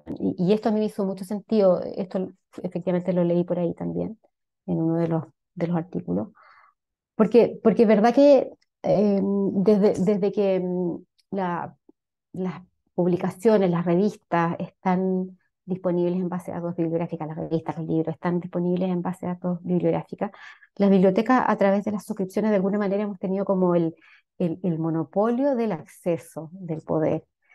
Entonces, como que con eso bastó por un tiempo, así como cuando esto partió, cuando hicimos las primeras suscripciones y ya cuando llegamos a tener, por ejemplo, en pandemia, o sea, esta cosa de, por favor, no puedo acceder a la base de datos, vea qué pasa con mi clave, era una especie como de súplica o de reclamo, en el fondo, cuando esto tenía algún problema y no se daba. O sea, ahora yo creo que estamos desafiados a agregar valor, más allá de este rol de hice esta suscripción o negocié para que nos dieran un buen precio y la logré, la conseguí, qué bueno, qué bien. No alcanza con eso.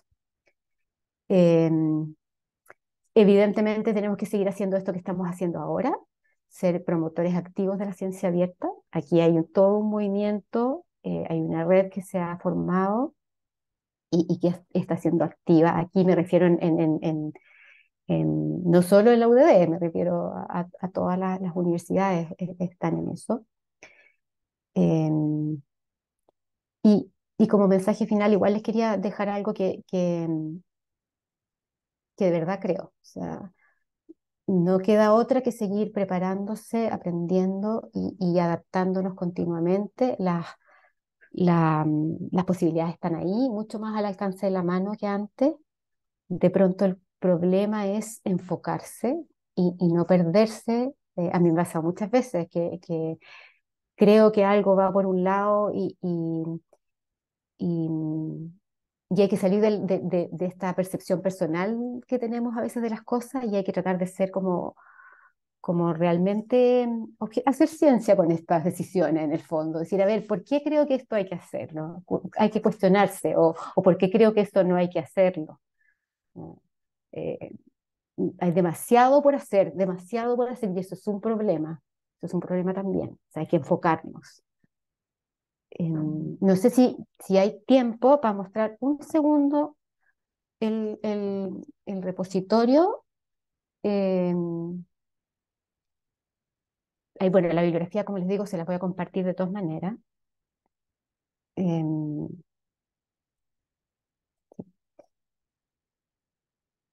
¿Por qué tengo esto de aquí?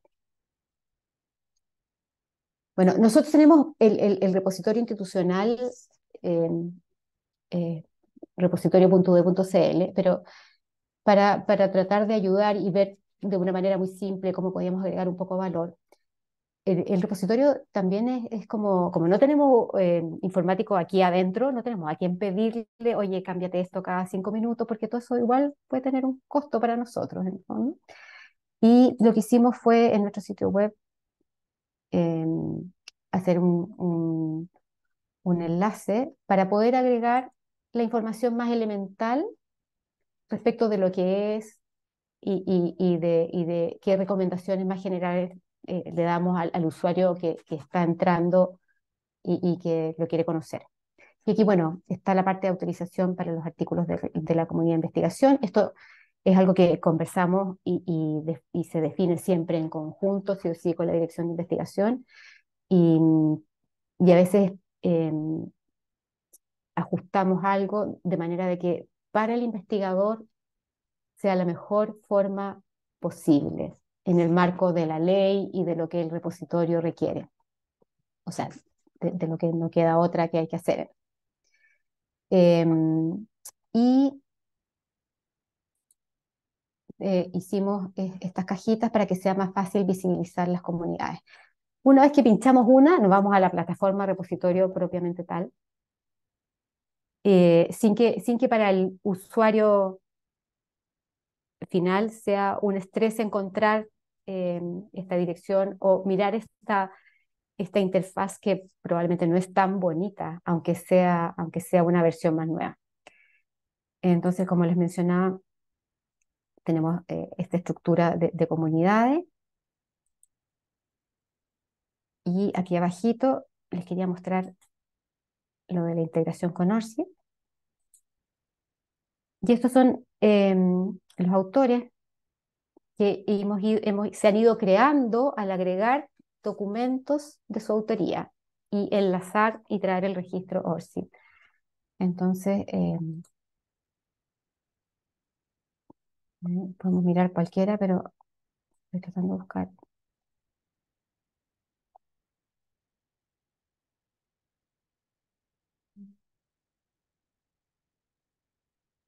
Bueno, puede ser cualquiera de ellos en realidad, no es que tenga que ser uno en particular, ¿eh? Bueno, aquí tenemos un autor con su página completa en el fondo. Entonces, esto fue traído, ahí está su registro ORCID y este es su handle del repositorio. Entonces, lo que falta por hacer aquí es generar las relaciones con los otros documentos de ella que están en el repositorio. Entonces, no es que uno lo ingrese de nuevo, ni que uno tenga que depositarlo otra vez. Es que va a ese registro de esa persona y lo edita y hace una relación con este registro de personas. Entonces va a aparecer con sus documentos. Después voy a buscar otro porque la idea mía es que por lo menos vean a alguien que tenga algunos documentos relacionados. Un segundo para no Ahora, perder. ¿Sí? Eso que estás demostrando es que se tiene que colocar como en el fondo el metadato del documento en el autor en este caso, Lo que pasa es que cuando tú depositas, ¿ya? mira, voy a iniciar sesión, si total no cuesta nada, ya que estamos ahí. Cuando tú depositas un nuevo artículo en la comunidad de investigación, porque esto está asociado a la comunidad de investigación, un nuevo artículo, voy a mostrarte hasta ahí, después no lo voy a guardar, nada más. Eso es un artículo sin censura. Cuando tú haces esto, voy a ingresar un documento nuevo, un artículo, por ejemplo. Y entonces aquí, cuando voy a poner los autores, bueno, arrastro acá el documento y me va a quedar y empiezo a hacer la descripción de los metadatos. Y entonces voy a buscar el autor y entonces me aparece esta pestañita. Y entonces yo digo, ok, ¿ya lo creé antes o lo tengo que buscar de ORCID? Y ahí uno lo tiene que buscar. Recomendamos que se sepa su DOI de ORCID, que se lo pida al autor o haga la búsqueda por apellido, pero lo que resulta súper eficiente es hacerlo por el ORCID del autor. Y cuando lo agregas, se va a venir a tus autores locales y va a quedar aquí además. Y ya va a generar un registro enlazado, ¿cierto? Voy a cancelar este depósito para que no me quede un depósito de algo extraño. ¿Qué es eso? Parece que había elegido a la Iris, si no me equivoco. Aquí ya me devolvía. Denme un segundo para mostrarle la Iris del Gabra. Tenía investigadores. Parece que ella tenía. No sé si ella estaba por aquí. Bueno, creo que Gabriela Repeta también tiene. No, quiero ver a Iris. Recién había llegado uno que tenía documentos, que les quiero mostrar uno con documentos, porque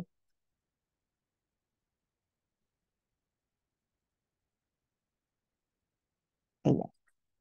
Y entonces, en esto estamos trabajando ahora, es un trabajo súper, no es terriblemente lento, para nada, es rápido, pero requiere que nos concentremos bien en el fondo y que acotemos el proceso o por dónde vamos a partir y hasta dónde vamos a llegar. En el fondo, estamos definiendo, igual nos falta conversar algunos detalles con la dirección de investigación, estamos definiendo que lo hagamos con la producción 2023. Y de ahí vemos lo de atrás en el fondo. Entonces, aquí está el registro persona. Y lo interesante es que este registro, como es un registro persona, tiene estadísticas de persona. Antes no hay estadísticas. Si se fijan, en el fondo, aquí ella tiene estadística porque este registro va a estar creado a partir de abril, el registro personas. Entonces ella ya puede saber cuánto la han visto a ella en sus distintos documentos y no tiene que ir a cada documento a mirarlo. Eso, no sé si me explico. Está su registro persona y cuando veo la vista sencilla, estos registros están o ingresados o relacionados. O sea, hay dos formas. Una es ingresarlo desde cero y vincularlo, y la otra, después de que él ya existe, ya tiene su registro persona, empiezo a relacionar otros registros.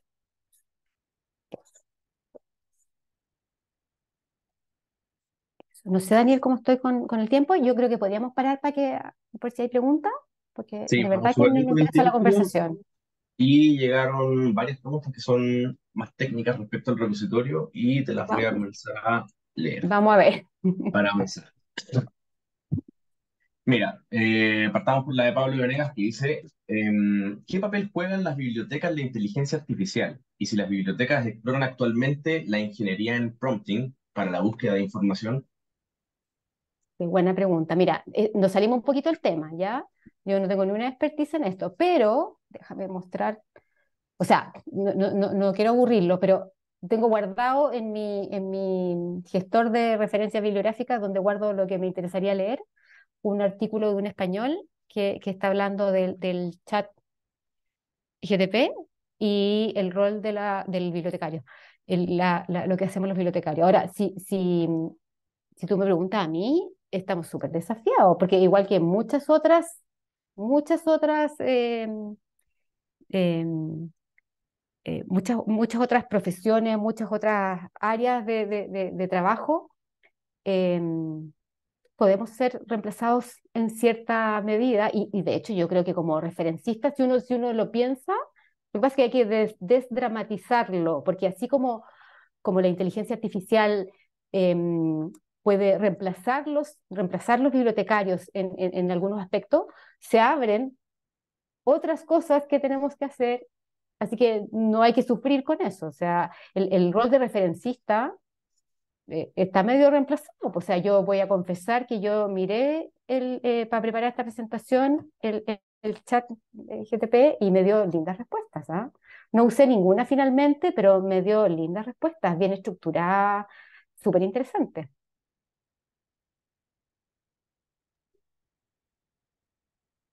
Gracias, Paola. Voy con la segunda pregunta que Angélica está levantando la mano.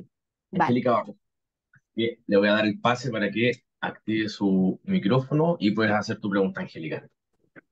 Sí, yo había enviado una pregunta al chat Sí. eh, y básicamente mi pregunta en el chat era antes de que dieras más información. Yo les preguntaba si iban a desarrollar el modelo de entidades desde el repositorio. Y voy a aprovechar de hacer mi otra pregunta y porque tiene relación. ¿cómo ha sido la participación de bibliotecas en el proceso de integración de las diferentes plataformas de, de su universidad? Porque, por ejemplo, entiendo que ustedes tienen CRIS también, que está bastante desarrollado, y se están desarrollando un modelo de entidades desde el repositorio. ¿Cómo logran esa conectividad? No, no estoy hablando de interoperabilidad ni nada de eso, sino más bien desde el aspecto de la gestión. ¿Cómo logran Ah, hacer como el nexo entre el repositorio, el CRIS? O sea, ¿cómo logran a nivel de gestión que conversen, digamos, todas sí, esas plataformas y las otras sí, plataformas, me imagino que tienen sí, dentro de la sí, universidad que responden a la ciencia vial? sí. Mira, hay dos cosas que te quiero comentar ahí. Como les mencionaba, todo tenemos una alianza virtuosísima mutua, digamos, con la Dirección de Investigación, que surgió de manera súper como natural. ¿Ah? Y esto tiene mucho que ver con la universidad es un poco así, como no tan formal, a pesar de que ha crecido. Yo llevo muchos años trabajando aquí. Cuando yo llegué a trabajar aquí, llegué a trabajar no como directora de biblioteca, yo más de 20 años aquí y era chiquitita. Y esta informalidad de yo voy y hablo con el vicerrector o viene la secretaria y me pregunta, da lo mismo, no, no hay problema. Y eso, a pesar del crecimiento, se ha conservado. Y eso es bueno, en un gran porcentaje es muy bueno. Entonces, hacemos reuniones periódicas. A veces me invitan a reuniones que tienen que ver con la dirección de investigación, con sus propios sistemas, y voy, a veces voy con acreditación. Hay un flujo de conversación informal que se conserva.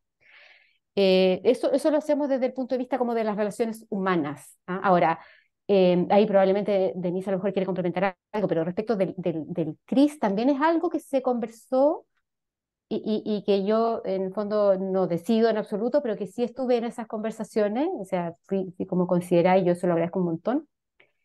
Y exploramos qué es lo mejor y llegamos a la conclusión de que hacer interoperabilidad con enlaces persistentes entre el CRIS y el DSpace en este momento es lo más simple, lo que no quiere decir que a nivel como de gente de informática con la que trabajamos esté explorando otros caminos como APIs o cosas por el estilo. No sé si con eso respondo. Ahora, con otras unidades, los temas de gestión de la ciencia están en estas dos, a lo mejor diría yo, principalmente. Con otras unidades, como las unidades académicas que producen, yo creo que ahí es la dirección de investigación la que está haciendo el trabajo de alinear y de convocar, y nosotros hacemos el trabajo de acompañar. ¿Sí? Ya, perfecto, muchas gracias. Gracias, Angélica y Paola. Y vamos a con la... Perdón, disculpa, Daniel, disculpa que te interrumpa. Es que se me quedó el tema de las entidades, del modelo de entidades por fuera. El modelo de entidades para el repositorio C a través de la integración de ORCID y todo eso, si lo están desarrollando desde el repositorio. Si en el fondo eso que nos mostraste es el modelo de entidades de esta versión del DSpace. Sí, o sea, es de la versión del DSpace que tenemos nosotros, eso es, de todas maneras. Ahora, en el CRIS también hay un modelo de identidad y lo que estamos haciendo es que conversen en el fondo, conversen de alguna manera. ¿Mm? Listo, gracias. Gracias, Paola. Y Angélica, vamos con la pregunta de... Estoy con el micrófono, sí. Perdón. Con la pregunta de José Contreras que dice, ¿en la nueva versión de eSpace las entidades personas fueron creadas en el proceso de migración o las crearon manualmente post migración? Post-migración, no se crearon durante el proceso. Exploramos eso, pero no lo logramos. No lo logramos, digo yo, porque yo no, en el fondo, como equipo, ¿ah? Lo hizo esta empresa con la que conversamos directamente, qué sé yo, y probamos varias cosas. De hecho, hay algunas cosas que eliminamos, porque ellos exploramos asociar todas las entidades que queríamos crear personas a un registro específico, pero a nosotros nos pareció sucio desde la biblioteca. Preferimos trabajar un poquito más y hacerlo un poquito más así al ingresar, porque en la práctica es algo que se da sin ningún problema, porque durante el año todos nuestros investigadores publican. Entonces nos llega un nuevo artículo para crear la identidad y hacerlo bien hecho. Así que, y el tema de relacionar lo antiguo es un poquito más trabajoso, pero no lo estamos haciendo con la migración, fue posterior. Perdona, la migración dejó la funcionalidad habilitada. Ahora sí, gracias. Perdón. María Isabel del Pial pregunta lo siguiente: sobre ORCID y DSpace, ¿tienen vinculados ambos? ¿Qué versión de DSpace usan? Sobre el tema de compartir los datos, ¿cómo es la experiencia en la UDD? Me refiero a qué piensan los académicos y o investigadores sobre abrir el acceso a todo lo relacionado con sus investigaciones. Sí, sí, la versión de DSpace es 7.4, me parece, pero ya de las 7 en adelante está esta integración con ORCID. Efectivamente está integrado para esta funcionalidad que les mostré, el DSpace repositorio de documentos, en el fondo. Está integrado para esa funcionalidad. El DSpace CRIS tiene esas funcionalidades nativas, vienen, ¿cierto? Sí, Daniela ahí me puede corregir si estoy mal. Sí, nosotros también tenemos la integración de ORCID con el CRIS, en el sentido de que se está trayendo la data que está cargada dentro del ORCID. Y por lo mismo estamos haciendo un trabajo con los investigadores de que puedan ir actualizando sus registros y a la vez nosotros capturar todos los registros de ORCID que tenemos vigentes y vincularlos a este ORCID institucional. Y de esa forma estamos haciendo como una semi-interoperabilidad entre ambas plataformas para después ver cómo vamos a hacer la interoperabilidad con el DSpace en cuanto a ese tipo de link que tú mencionaste anteriormente, Pablo. Perfecto. Y pasamos al tiro con la última pregunta, que es de Maribel Acevedo. También habla de ORCID y pregunta: ¿cómo lograron la vinculación de ORCID con su repositorio desde el punto de vista del servicio? Lo pregunto porque hay que convencer a los académicos e investigadores para que creen una cuenta e ingresen su producción en esta plataforma. ¿Realizan talleres o asesorías para lograr que creen esta vinculación? Ya, mira, yo te voy a contar al tiro que ahí la Dirección de Investigación hace un trabajo tremendo en el que nosotros colaboramos. O sea, en el fondo vienen hace mucho rato haciendo reuniones con los investigadores, explicándoles la política, generando incentivos, perdón, que no se me olvide eso, generando incentivos. Y ahí, no sé si Denise quiere agregar algo, encantada que complemente. O me diga si estoy mal. ¿No? Estamos bien, parece.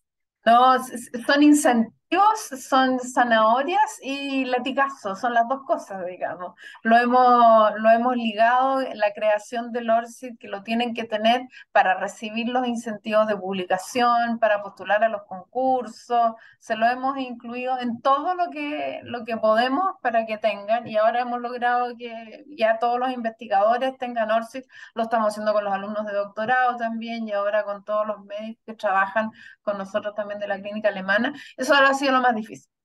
Pero los demás ya lo hemos logrado, y fue el año pasado, fue el año pasado que dedicamos una persona a que se dedicara a perseguirlos, digamos. Y ya tenemos los ORCID, tenemos todo. Así que nos felicitó la NID, porque como en este consorcio Cincel, fuimos la universidad que lo logramos. Pero fue eso, con incentivos. Muchas gracias, Denise y Paola. Y vamos con la última pregunta, que es de José Antonio Contreras. Dice, pregunta: ¿cómo se gestiona la entidad persona en el caso del autoarchivo de las publicaciones? Mm, Mira, es una súper buena pregunta porque no hemos sufrido con eso aún. La comunidad que tiene autoarchivo no es una comunidad de la Dirección de Investigación, autoarchivo total, no es de la... Pero si tú me preguntas si tenemos que abrir el autoarchivo para un investigador, lo que tenemos que hacer es una clase con él y acompañarlo para que genere, venga, siéntese aquí, generemos yo le explico, generémoslo y de ahí para adelante se convierte em, en un proceso de depósito normal. En el fondo, traer al investigador desde el ORCID o asociarlo cuando uno deposita un documento es algo como usar un programa, ¿no? Es lo que les mostré en el fondo, no es más que eso. Entonces, si algún investigador quiere hacer él personalmente esa tarea, solamente tenemos que decirle venga cuando quiera o hagamos una videollamada y le explicamos los pasos. Aquí está el tutorial, así que no es complejo. No sé si entendí bien la pregunta, era eso, ¿cierto? No sé si José, sí, dice que sí, acaba de Ok, confirmar. vale. No sé si hay más preguntas, si alguien quiere levantar la mano, intervenir en vivo, poder conversar quizás con Paola. Si no, vamos cerrando la Yo clase. aprovecho, ya que quedó ahí un espacio, no Ujú. sé si lo mencioné, pero no me quiero olvidar de mencionar, prefiero repetir. em, Estamos asignando DOI a las tesis doctorales, es decir, los DOI a los artículos de las revistas de la universidad se generan en el repositorio perdón, el portal de revistas institucionales, que es otra plataforma que hay. Durante el proceso de publicación de estas revistas, en el fondo, cada editor y cada autor en este flujo genera los DOI, pero las tesis doctorales no entraban en ese flujo y, estamos también generando los DOI a las tesis doctorales porque es una recomendación y además, según me comentó un profesor de este mismo eh, diplomado, con el que ustedes ya tuvieron clase, los nuevos estándares de acreditación para los programas de doctorado requieren que ojalá las tesis también tengan sus enlaces persistentes. Eso. Muchas gracias, Paola. No hay más preguntas, nadie más ha levantado la mano, así que comenzamos a cerrar esta clase. Muchas gracias por compartirnos todo tu conocimiento en cuanto a gestión de bibliotecas y quiero pasar unos avisos antes de terminar la clase. Vamos a tener un pequeño receso 18 en el diplomado, así que hicimos una reprogramación de la clase número 10 que originalmente iba a ser el día 21 de septiembre, pero la vamos a modificar para el día 12 de octubre. Eso quiere decir que vamos a extender una semana más la duración del diplomado, pero solamente por este pequeño break 18. De igual forma, vamos a enviar la información a través de un correo más oficial y recordarles también que el test de la clase número 5 cierra mañana y el día lunes 28 va a estar disponible el test de esta clase. Es el test 5 de la clase número 6 de Paola Mazar. Así que eso, muchas gracias a todos, muchas gracias nuevamente, Paola, Muchas y gracias a ustedes. Gracias a usted. que tengan un Un abrazo. excelente fin de semana. Gracias, buenas Chao, chao, tardes, que estén gracias. bien. Muchas Chao. Que estén gracias. Muy bien. buenas Gracias. clases. Buenas tardes. Chao, chao. Gracias. Chao. Chao. Adiós. Tiquitiquití. Hasta luego, muchas gracias.